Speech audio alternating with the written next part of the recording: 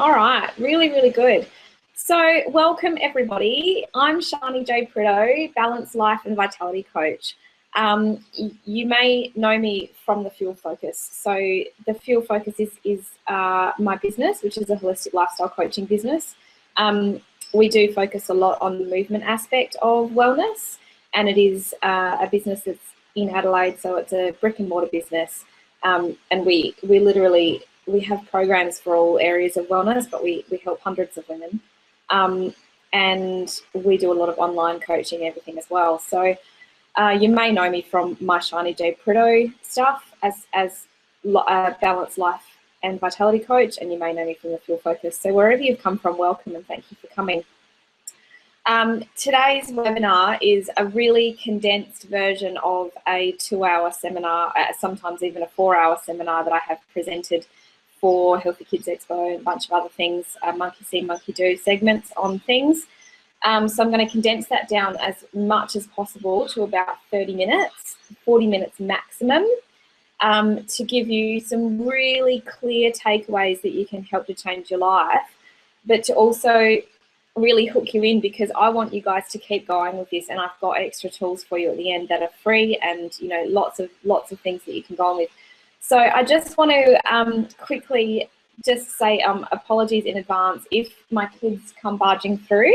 They are on school holidays, so my daughter's 9 and my little boy's nearly 7, and so they're really good kids and they're used to me doing these calls with clients and stuff, so hopefully they'll be all right. But they may just come barging in, and they're probably still in their pajamas because I've been up all night and getting all this done. My computer died and I had to get a new computer yesterday, and I lost all of my files and I had to do everything all over again, and it's been crazy town. So without further ado, I want to get stuck into it, okay? So if you have got the chat app there, please jump on and just let me know, make sure that you can hear. I seem to have lost it again now. Where's my chat app?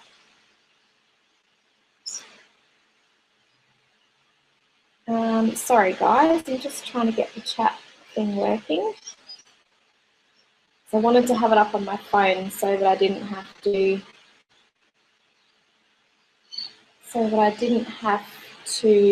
click between screens. Come on. And I know I've got a couple of viewers there now, which is amazing. Thank you and welcome.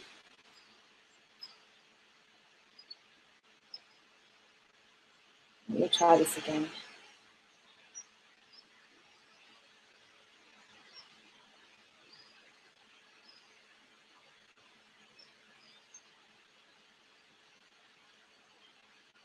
Chat wing.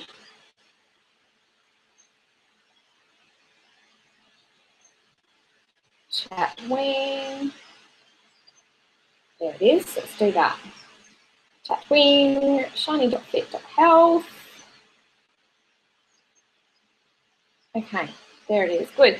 So for those of you that are on, thank you so much for joining. Can the little chat box that you should be able to see there on your screen, can you just write in on there and just let me know that you can hear me and see me? Please. Waiting, waiting, waiting. Go quick so that I can get started.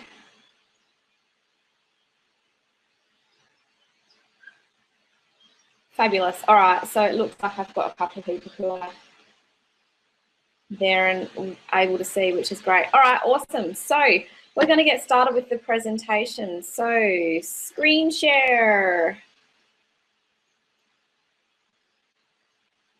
Not that one. Let's go this one.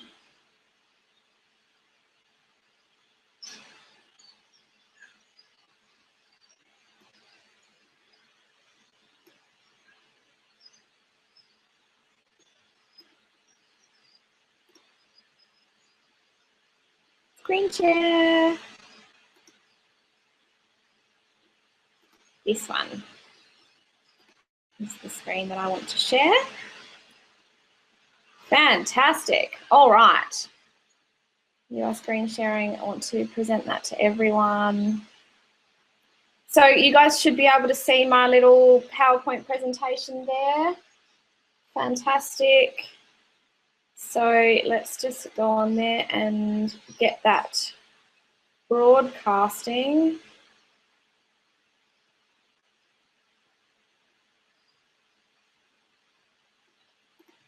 From the start.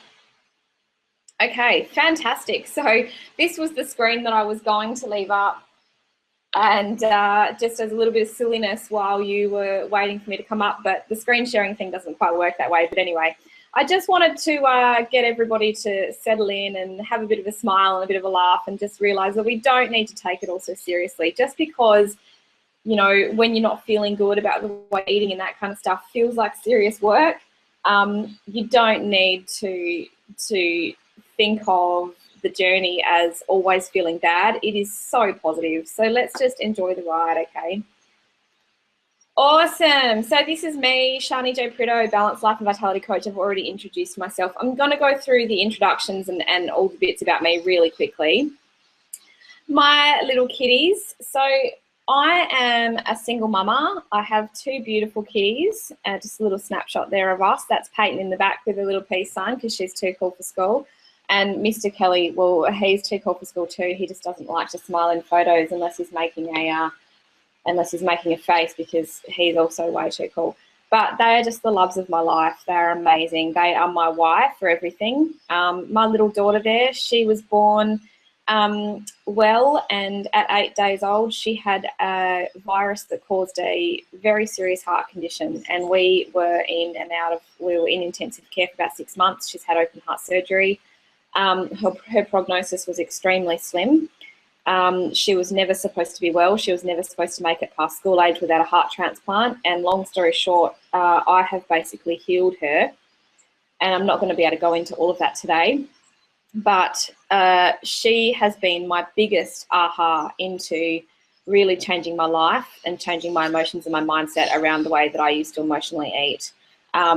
I had a particular moment with her where I realized that, you know, I was so focused on keeping her well, feeding her organic food, you know, really making sure that her life was as toxin-free as possible because of everything she'd been through. Yet I was waiting for her to fall asleep in the backseat of the car so that I could drive through McDonald's and get a McFlurry or a burger or something like that. And I realized that monkey see, monkey do. You know, guys, our kids never do what it is that we tell them to do. They only ever do what it is that we do. So we have got to do this for us, and we've got to find a really good reason. And if you've got kids, what better one is that, hey? This is me. So I'm showing you this photo because I've got an even more hideous photo on the Eat Food Not Emotions sales page. I'd love for you to go and check that out to learn more about where it is that I come from and how it is that I do what I do now. As I said before, I am the director of the Feel Focus, and this is a before and after pic. And I'm just showing you this. This is very, very recently. I'm just showing you this because I wanted you to know that I do walk my talk. Now, the pic that's on the left of the screen is me about the end of last year. No, the beginning of January this year. So it's not very long ago at all. And, okay, look, I look fine. I don't think that there's anything particularly wrong with the way that I look. I look the way a lot of women look. Now, I have been much, much, much more overweight than that. And I was actually feeling pretty good at this stage. And a lot of the reasons why I was feeling so good at this stage was because my mindset has done such a complete 180. I feel so amazing in my skin that I really, you know, for me to put on however many kilos I had put on at that stage, just from doing lots of online work with clients. I was still training, I was still eating relatively well, but I wasn't being as mindful as I could have about food, and slowly things start to creep in. But I didn't feel bad. I still loved myself. I still felt great, you know. But this is just a little visual of making sure that you understand that I really do this. I'm not just speaking from a textbook. I've lived this, and I still continue to live it. And the tools that I teach my clients, I still use every day myself. And that is the way that it is. It's not about getting fixed, okay? Well-Fueled Woman podcast. So I will go on more about that later. This is myself and Sarah Heusler, who is an amazing occupational therapist, and we have an amazing podcast that you can check out on iTunes. All right, let's get started. So I'd really like for you to have just a moment to think. Okay, just close your eyes for a minute and take a really big deep breath. All right, I want you to just do this with me. Close your eyes. Take a nice big deep breath into your belly. In through your nose. I just want you to relax your jaw by bringing your tongue to the roof of your mouth. And just breathe. Relax your face. Relax your shoulders. Just keep your attention on the breath. And I want you just to ask yourself, why are you here?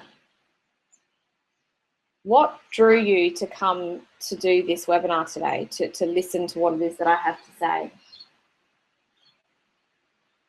What is your drug of choice? Now, when I say drug of choice, I am referring to food that way, because it is, especially sugar and foods that are pre-prepared and are full of toxins. What is your drug of choice? What's the one that has you hooked? And how is it that I can help you? What is it that you want from me? What do you want to get out of today's session? And then I've just answered the last one myself. So if you could type a few things into the chat box for me now, really quickly, that would be great. Open up your eyes. Let those answers just come. Don't overthink it. There's a reason why you were drawn to this. There's a reason why you signed up. There's a reason why you're attending here live. What is it? And what is it that you want for me to do? So quickly pop something into the chat box for me.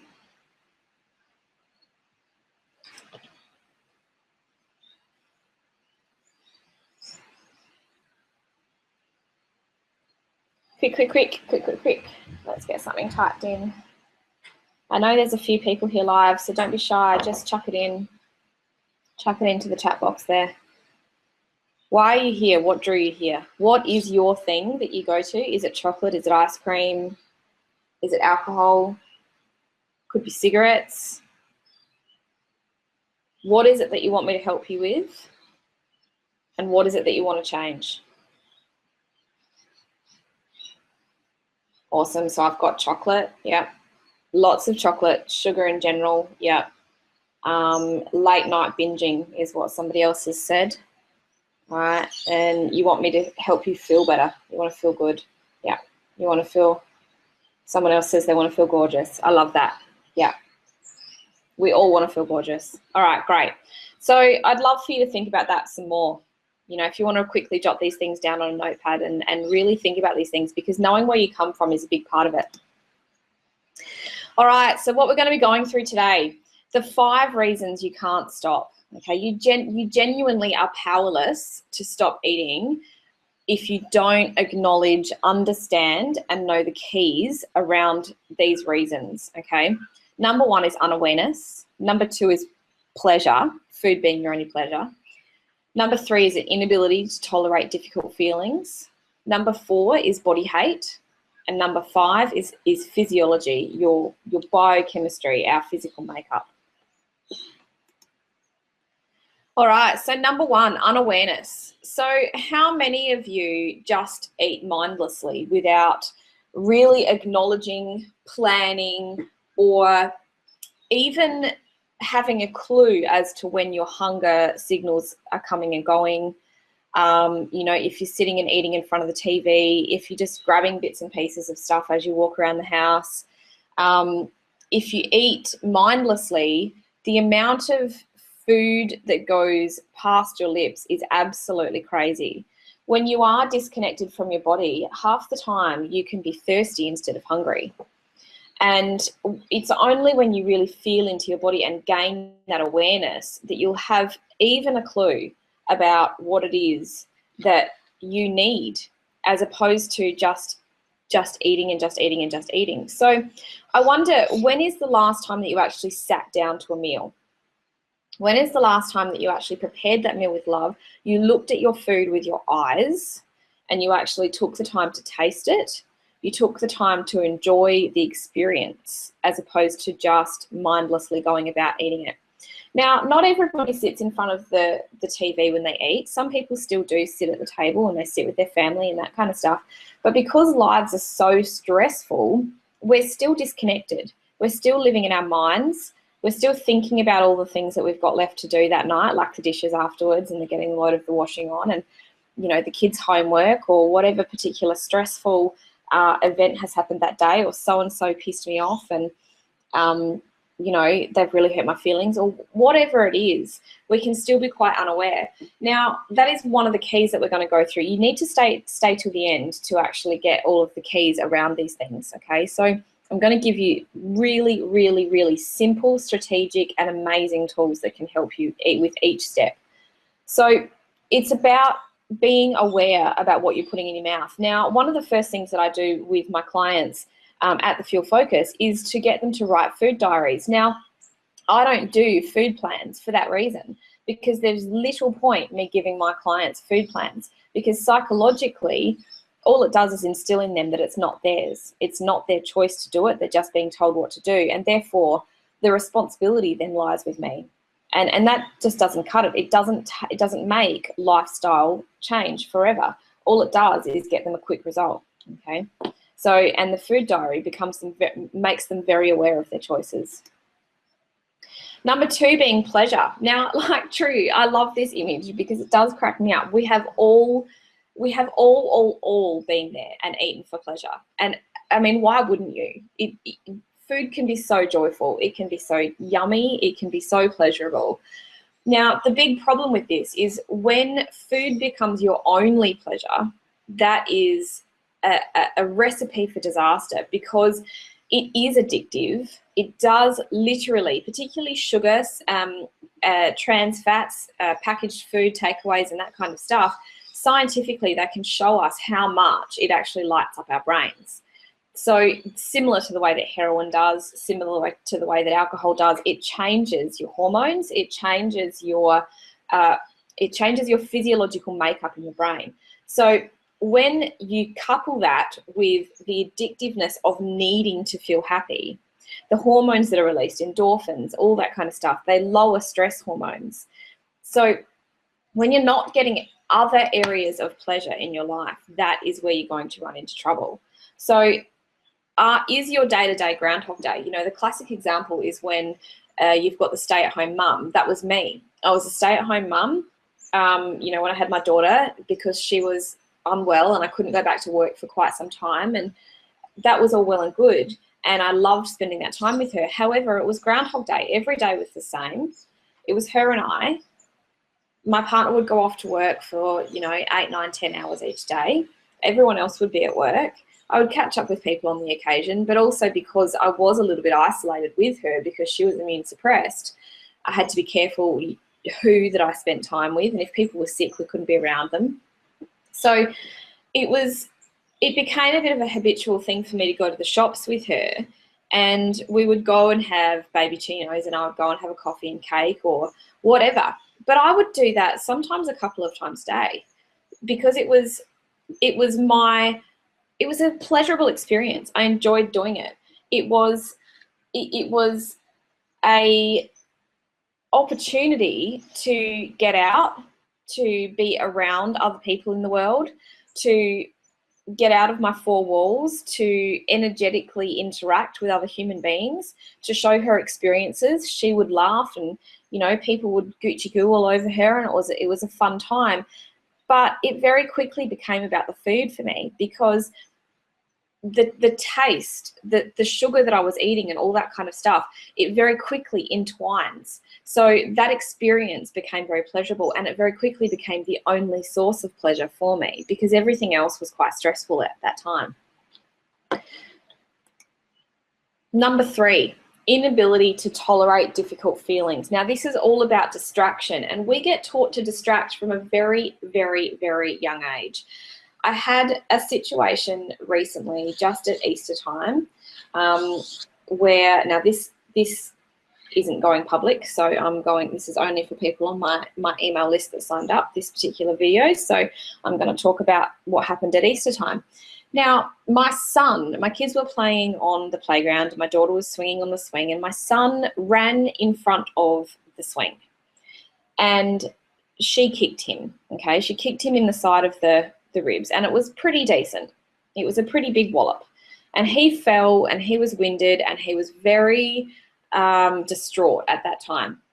Now, instantly, my ex-partner, his dad, rushed to his side and was doing all the things, you know, reacting in all the ways that a parent often does react, okay? A loving parent reacts, okay? Lay still, let me check you out. Are you okay? Relax, calm down, all this kind of stuff. Now, he was barking orders, very much taking control, very much, you know, telling Kelly what he needed to feel. Calm down, relax, you're okay, don't worry about it, it's going to be all right. Let me check you out. Let me make sure you're okay. Stop crying, you're making it worse, and all these kinds of things. So hopefully you can see where I'm going here a little bit with this. Now, what happened was instantly I just started cringing inside, and I walked up to him and I laid down next to my son on the floor, and I just stroked his arm, and you know, while he was freaking out, I said to him, can you show me where it hurts? And so he did, and he did. He was still crying, and he showed me the side of his tummy where it hurts. And I said to him, it's okay, you're okay, you're going to be okay. What can I do to make you feel better? And Shane straight away said, will chocolate make you all better? Okay, so the point of this story is that you can see how distraction has been ingrained in all of us, probably, by unknowingly well-meaning, loving parents. When things go wrong, we distract. And it's not always with food, but it is often with food. I've even done it myself with my kids. But it is very much this, when a child is going through something, we're straight away telling them, let me handle it. Don't worry about you feeling things. You don't need to feel anything. I'm the adult. I'll deal with it. Let me find out if you're okay. Which tells them all this stuff like, you can't trust your own judgment. You can't trust your own feelings. Don't trust your body. Don't trust your pain sensations. Don't trust your feelings. All of this stuff. And so and then there is the stop crying, the stop feeling, stop, you know, whatever, as opposed to allowing those things to come out. So you can see how it starts very early on. Number 4 is body hate. This image is very blurry. Sorry, guys. Body hate is really, really prevalent, especially with women, but not excluding men. So body hate is all about the fact that it wouldn't matter how gorgeous you were, you would find something wrong with it. And that is, I would have to say, a good 90% of my clients.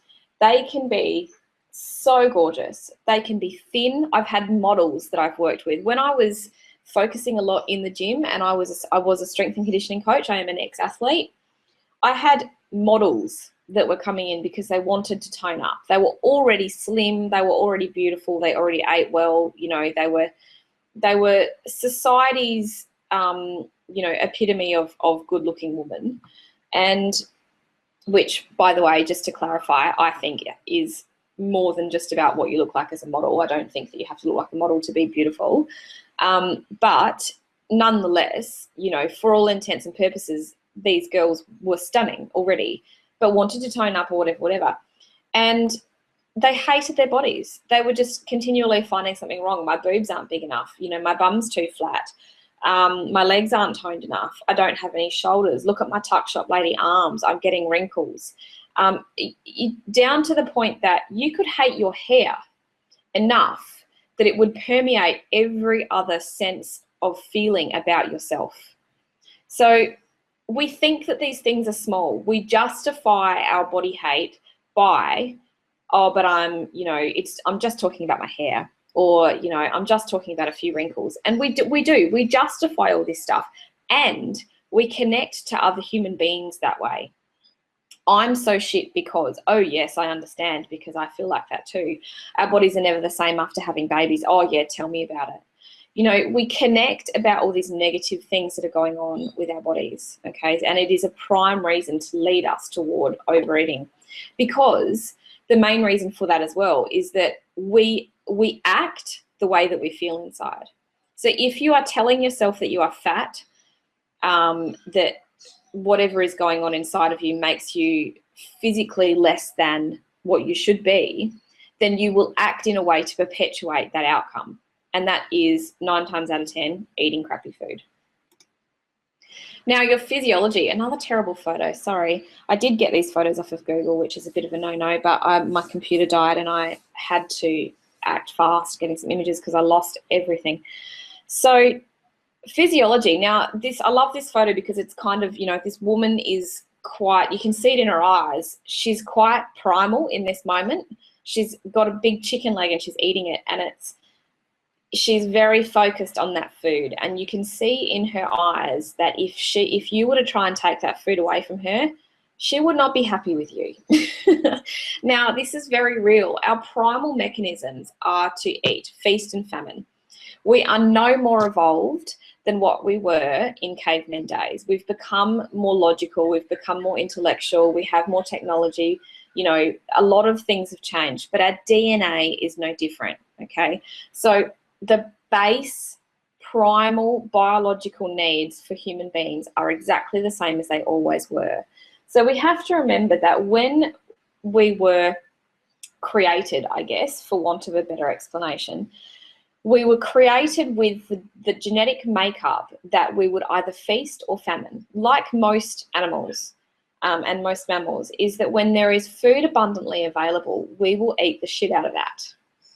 When there is no food available, that is why we've eaten the shit out of that, okay? So in a time where famine exists, this was a survival mechanism. In a time now where famine doesn't exist in our modern society, we're in a constant state of feast, and our brains are literally hardwired. Our genes are literally hardwired. Our cells are hardwired to search and find food of the highest caloric value. Okay, so energy. We all know what calories are.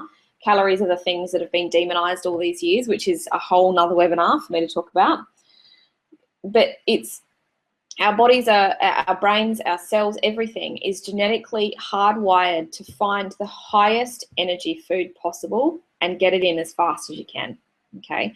So in a day like today, where you can drive past 14 different McDonald's on the way home, 300 different servos, and see posters for every gorgeous woman under the sun eating a Magnum ice cream, how is it that we're supposed to go against our physiology when every base primal need, especially when you're hungry, is telling you to go forth and eat, okay?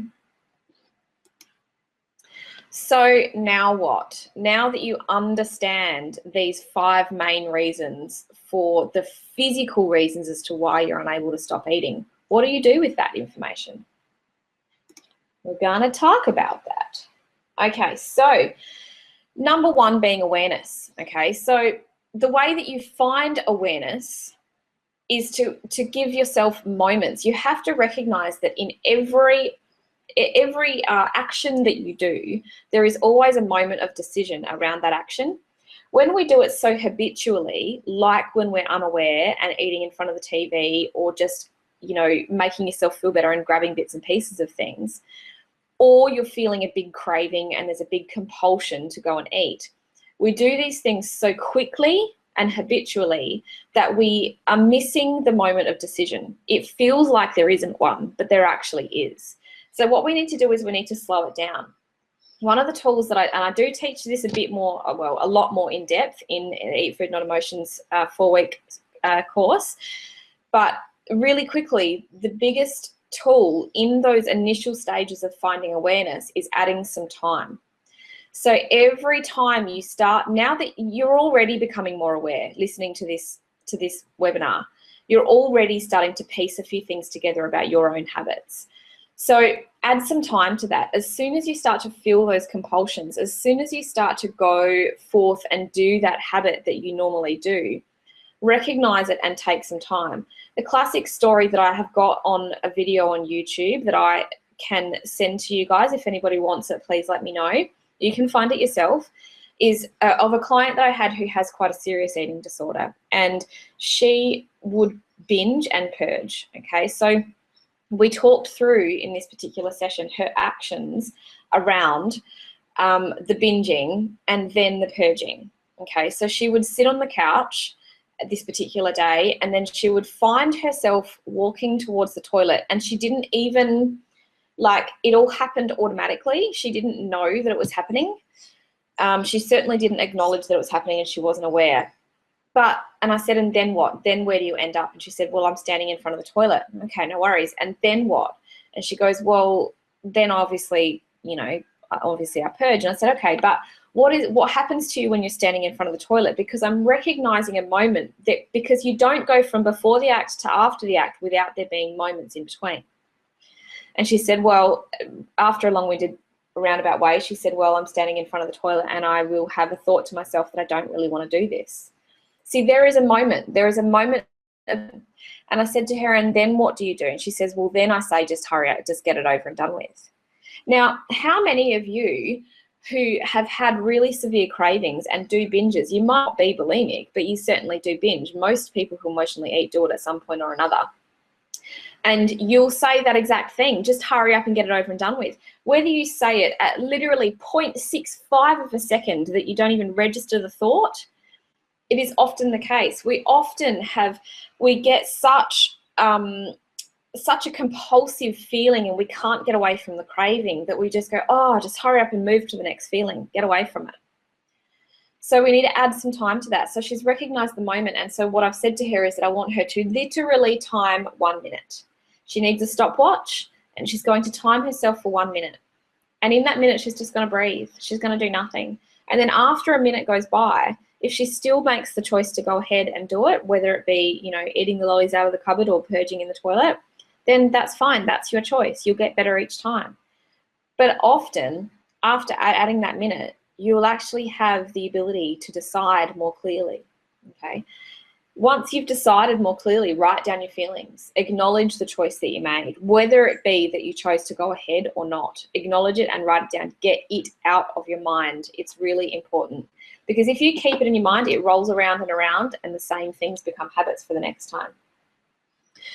Now, when pleasure is food is your only pleasure, variety is what you need to add.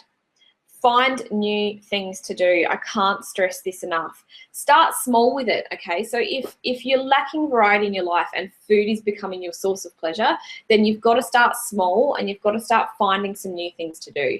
So it could be, for me, when I started, because I didn't have a lot to do, it became, what I did was I walked a different direction. I didn't walk to the shops anymore. I walked a different direction. I would go outside and I would stand in the sun for 5 minutes. I had a lemon tree. I would go and I would pick lemons, and I would clean up under the lemon tree. All these things were very, very small, and they would take me just moments. When I needed to add variety, I would start small in the particular room. I would move furniture. I started to write down funny things. I changed radio stations for variety. Now, they don't seem like big things at all, but it is true, okay? It can be anything. These things start to build up, and you start to get more experimental and more experimental. Buy a new top, or don't even buy a new top, just wear a different top. Play around with your clothes, do something, paint your nails. It doesn't matter what it is. Find something new to do. Practice laughing. Now, I mean this, you might feel like a complete and utter idiot doing this, but laughing has a scientific, gives you a hormonal and chemical change in your brain. So I mean it. You literally stand there and go, and you just force out a laugh. You get your mouth as wide as you can, and you force out a laugh. Okay, give it a try. Visualize feeling change. Okay, so when you're feeling like you are bored, or you're feeling like you're sad and you need to go towards getting that pleasure feeling from your food again, visualize the feeling you're looking for. Okay, so visualize feeling change. So changing from the feeling that you're feeling to the feeling that you want to feel. Just visualize it. Stand there and close your eyes, smile, and think about all the feelings and sensations that you get when you do that particular action. You can create the feelings without doing the action. Trust me. Mantras are another huge one. Mantras are simple.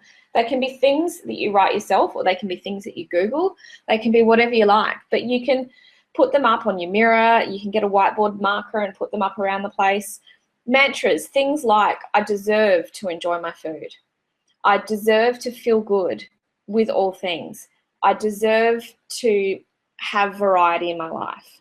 I love to try new things. Really simple. It doesn't need to be extravagant, but they're things that lead you toward feeling good and creating variety in your life without needing to go and source an artificial source of pleasure. Now, inability to tolerate difficult feelings. Sit in your shit. When difficult feelings come up, let them come. Stop trying to distract yourself. Don't be the parent in your own mind that's saying to you, stop crying, let me fix it. Don't worry, you'll be okay. Let me see if you're all right. Distract, do you want some chocolate? Don't do that. You don't be the parent in your mind. When difficult feelings come up, let them come. Ask yourself, what is the reality of this situation? So a belief is when there is really no basis of it, but we believe it anyway because that's what we've told ourselves. It's about stories, okay? The reality of any situation is, what is the real outcome? So if you let a bad feeling come, what is the reality of it being there? The reality. What is going to change in your world if you feel something? Okay, so we have this belief that if we feel sad, the world's going to end. Okay, so we have to distract as quickly as we can away from our feelings so that it doesn't impact everything else. When in actual fact, the reality of you feeling sad or feeling angry or feeling depressed or feeling fat and uncomfortable or feeling anxious or feeling overwhelmed or feeling anything, okay, the reality of you having those feelings is that the world will not end, your house will not fall away, your kids will forgive you, your husband will forgive you, you will forgive you, you will probably come out the other side of that feeling faster than you think, you will come up with a new solution, everything will be okay. The reality is very different to what you believe to have happened. The other thing that you can do to help you stay in a particular moment is to focus your eyes and attention. Now, this is particularly helpful for people who have anxiety problems or some kind of depression or where you just feel like, oh, I have to get away from things all the time. You feel like you can't handle it anymore, overwhelm, anything like that. My son's creeping in to come and tell me something. Hello? What's going on? Oh, I don't know. I think it's in your bedroom. Sorry, guys. So focusing your eyes and attention is a very easy technique to use. I have suffered from post-traumatic stress disorder, it's anxiety disorder, and this is one of the biggest things that I could do. As soon as we start to try and distract from things, what happens is a primal urge to look for danger starts happening and your eyes start to flicker around. So you can notice that these things are happening. When you start to get a bit antsy and you need to make something move and you don't want to sit in your shit anymore, focus on something. Find something to look at and stare at it. Don't let anything dart around. And in that time, breathe deep and slow. Breathe in 3 times. Breathe out 4. 1, 2, 3, 4. No faster than that, because otherwise you'll hyperventilate. And you can do that, once or twice, and it might be all that you need. Take 5 minutes. Whatever it is that you're doing that is stirring up emotions, whatever it is that's happening, whatever shit has hit the fan, you can take 5 minutes out. I promise. Just do it. Get selfish, girlfriend. Body love, okay? So the flip side of body hate, our number 4. This is how we're going to counteract body hate, is by loving your body. Practicing extreme self-care. Now, what do I mean by extreme self-care? Well, it can be anything from, if you have the funds to do so, pampering yourself, going and getting your hair done, getting a massage, buying new clothes. They could be cheap clothes, it doesn't matter. Going and getting a takeaway coffee and sitting out in the sun and reading a book, or anything, buying some incense, buying some new candles, having a bath, getting some essential oils, buying a loofah so that you can scrub your skin, getting a spray tan done, going for a walk, cuddling someone, cuddling yourself. It doesn't matter. It's practicing extreme self-care is all about soothing. It's about all of these things that make us feel wonderful, womanly, loving ourselves in our own skin. It's extremely, extremely important, okay? So think anything, it is anything that makes you happy is self-care, okay? It could be as simple as ignoring that person who pisses you off all the time, okay? Check yourself out, sister. Get in front of the mirror and start checking yourself out. Now, when you're checking yourself out, you are doing this specifically to find things you like. So don't start with your clothes off if you've got extreme body hate. Start with wearing your favorite clothes and look at yourself and find what you like. You will probably find more that you don't like when you first start, but it doesn't matter. You start by, even if you find one thing that you do like, I want you to say you love it, okay, out loud. So a lot of people really struggle with this, and they're standing there and they're like, I don't like anything, I don't like anything, I don't like anything, I hate this, I hate that, and they'll find lots they hate about themselves. But if I was to say to them, break it down, sister. Do you like your eyelashes? Yeah, actually, I do like my eyelashes. Cool, then let's say that out loud. I love my eyelashes. Do you like your lips? Yeah, I do. I love my lips. Do you like your teeth? Yeah, I do. I love my teeth. Do you like your tongue? Yeah, I do. I love my tongue. Do you like your esophagus? Yes, I love my esophagus. It doesn't matter what it is, okay? I love my belly button. I love my heart. I love my lungs because they help me to breathe. I love my toes. My toes are pretty good and they look nice with pink nail polish on them. I love my toenails, okay? It doesn't matter what it is. Start saying it, start saying it, start saying it. Mind your words, girlfriend. Flip them around. So if you need to start catching yourself. The things that you have as dominating thoughts are the things that are going to dominate your thoughts. It's simple. So if you start to recognize that you're saying negative things to yourself, flip it around. Now, this is a big thing that we go through. This is a whole week's lesson plan in Eat Food Not Emotions is about flipping it because it's huge. And I have lots and lots and lots of tools for that. But it's basically, you can start to start this process yourself. Notice anything negative and choose the opposite word. Oh, I hate it when this happens. Oh, I love it when this happens. I don't care what it is. It is just flipping it around. And yes, you can say, I love it when this happens, when something shitty happens. Yes, you can. Why not? Learn to say thank you. I spelled that wrong. I was supposed to say learn to say thank you. It says learnt. Oh, well. Learn to say thank you. When somebody gives you a compliment, do not justify in your mind, oh yeah, oh well, oh, you know, whatever, okay? I have even said myself recently to someone, and I caught it, I was at the gym and one of the guys said to me, you're looking really good, Shani, and I went, oh gee, I don't deserve that because I haven't trained properly this week. What the hell, Shani? Why would you do that? Why would you not? Somebody else, they have the right to their opinion, lovey. If they think you're gorgeous, who the hell are you to say you're not? Learn to say thank you. That's it, nothing. Somebody says, I really like your hair today. Thank you. Okay, that's it. Shut up. Stop saying anything else. When hubby says you're gorgeous, say thank you. Yeah, why would you do what I used to do to my ex, and every time he gave me a compliment, I would be like, stop saying this stuff to me. Why? Poor guy. He thinks I'm gorgeous. He has every right to think I'm gorgeous. Thank you. Find what you love in other people. Start looking around, start noticing it. So anything that you love in other people. I love that she's smiling so much. I love that she stands up so straight. I love her shoes. I love her bag. My gosh, she's got a great ass. I love her energy. I love her hair. Oh, her hair color is nice. Oh, nice earrings. It doesn't matter what it is. Find what you love in other people. She's so lovely. She makes me feel really good. Okay, all this stuff. Woohoo, getting there. All right, physiology. Here's what you need to know about the physical parts of eating. Okay, so this is very basic. We go into this a lot deeper in some other programs that I have. But the first thing is that you need to know your hunger. You need to check into your body. Okay, so you need to understand what your normal situation is for hunger. So is it around about 3 hours? Is it around about 4 hours? Is it around about 2 hours, etc.? Okay, some people do fine on 2 meals a day. Other people need to eat 6 times a day. Okay, so it's very, very individual. And trust me, science is not swayed either way. There are plenty of people in the world that science can show you are very, very, very healthy, eating once and twice a day, as opposed to the big fitness, the gym mentality that you have to eat often.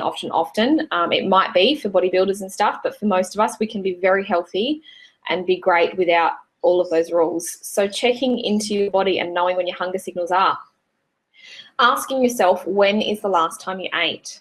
So if it was a really long time ago, then you probably genuinely are hungry and you need to get some healthy food into you fast.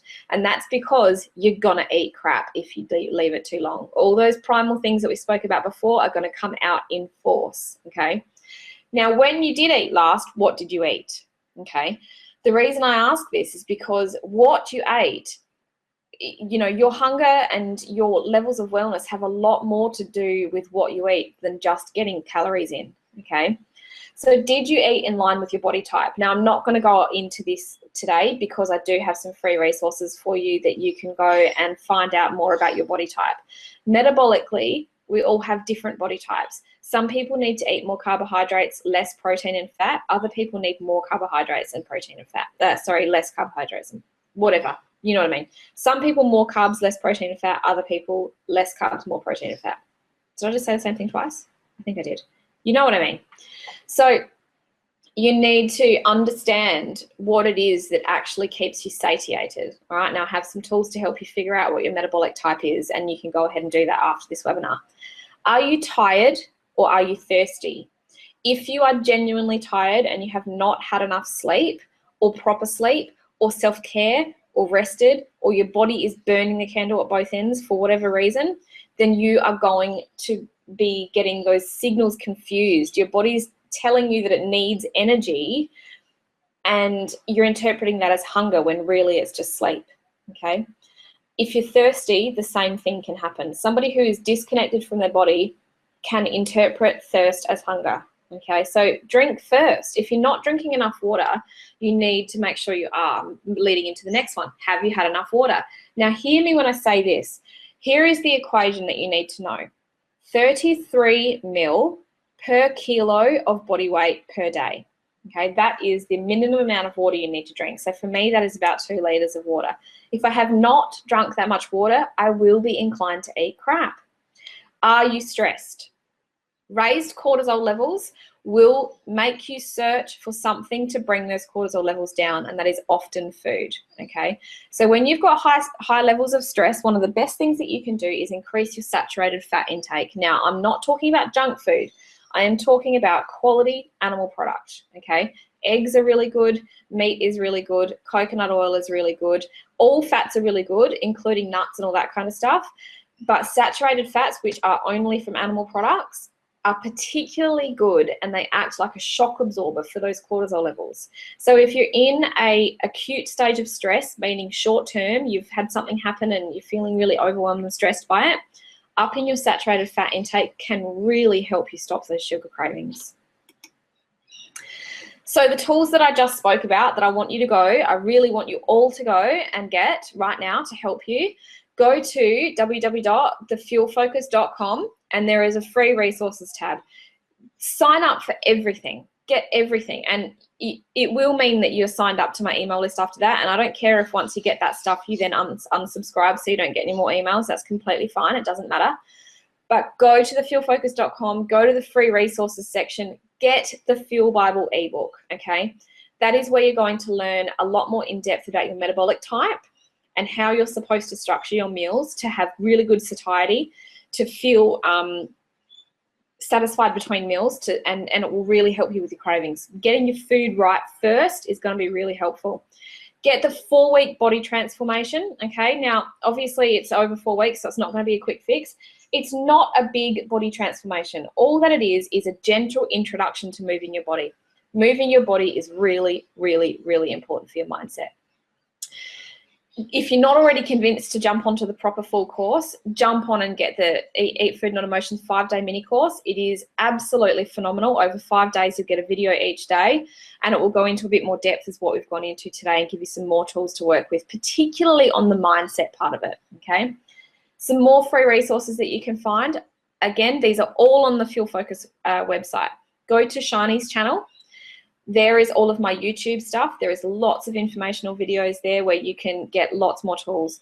You can also go to iTunes and go search for Well Fueled Woman, and that's where you'll find the podcast. And particularly if you are dealing with stress, there is a whole podcast episode dedicated to stress and cortisol. Good, good, good. Now, if you're one of my clients already, here is your key to jump off, because this is where I do my really quick little pitch. So for everybody on the webinar today and for the next 48 hours only, I have made a really cool decision with my business partner, and the Eat Food Not Emotions course, which has been running since 2014, has been being sold for $149 for the 4-week course. I know, right? $149. Now, we only used to do this course on a live intake, so we would only run it a couple of times a year, because it was I was intensively being involved in it with coaching calls and all that kind of stuff, so I could only take on a certain amount of people each time. The course has evolved to the point now where I have quite a lot of resources on there in terms of old coaching calls that are recorded, lots and lots of interaction on Facebook, not just by me, but by other girls who have been through the process and have a lot to offer as well. So it's not as an intensive a process for me anymore. And so I've made the decision to make this course available all the time. So anybody can join up to this course whenever they want, and it will start being drip fed to them, one lesson a week, or one module a week rather, for 4 weeks, but you do have lifetime access. So the course price is going to be dropping down to $47, all access, lifetime access. Every time somebody signs up, they get full access to it all. The tools never go away. You can use it as often as you like. You get a coaching call every single month. And if $47 wasn't enough, you guys, for the next 48 hours only, can get it for $19. Lifetime access, a full month's worth of hand-holding coaching that is absolutely changing people's lives for $19. You have to go to www.eatfoodnotemotions.com and sign up within the next 48 hours. Please jump on. So what's the lowdown? So it's kind of explained that for you. It's a 4-week intensive step-by-step. You've got videos, audios, and coaching, lifetime access to the membership site and the private Facebook community. You'll get monthly coaching calls live and recorded with me every month forever. $19, guys, every month forever. Plans, cheat sheets, and daily life implementations for real change. There's lots of stuff. Go jump on the website, eatfoodnotemotions.com. and check out all the full details there, okay? 48 hours only, I'm telling you, it is $19, okay? So it's just a little testimonial from one of my gorgeous women. She's done so well, and I'm so proud of this one. You know, she's somebody who used to eat buckets of ice cream and chocolate and was just really bad. And she's just said, I had a hell of a week. And even though I've come so far with my emotional eating, I do occasionally have a conscious fuck it moment. My new interpretation of scones with jam and cream. Spelt cacao pikelet, she's made all this herself, with added neutral organics, exotic vanilla, and super greens and reds with coconut yogurt, fruit and chia jam, and she only had one. So I know that all sounds like hippie food and it's a bit much, and that's not food that I've necessarily made her eat, but she's feeling so good now with eating well that she's gone on and done a lot of work on her nutrition. So I'm really excited for her. It's great. And that is it, my darlings. Stop sharing. Here we go. Oh, I'm back. Hi. So that is it, my lovelies.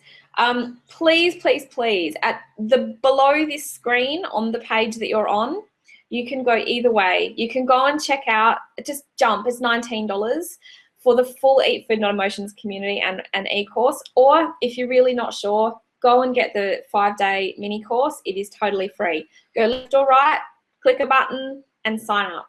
All right, let's do this. I'm so excited. Thank you for joining. This replay is available for 48 hours, so please feel free to share it with your friends and loved ones, okay? Thank you. Bye.